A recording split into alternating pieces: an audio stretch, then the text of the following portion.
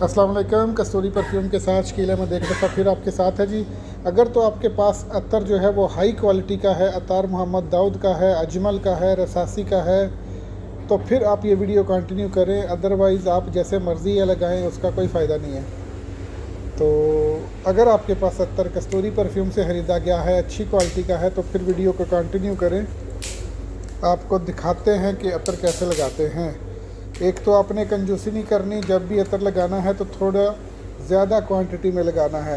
ऐसा अतर लगाना है कि आपने जब आप हाथ पे लगाएं तो उसको ड्रिप करके थोड़ा नीचे आना चाहिए। वो अपनी ही जगह पे अगर रुक जाता है तो उस तरह के इत्र को फैलाने का कोई फ़ायदा नहीं है।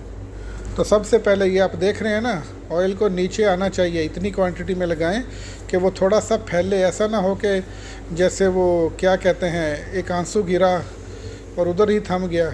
थोड़ा सा चंगा रोलें, नहीं तो ना रोएं।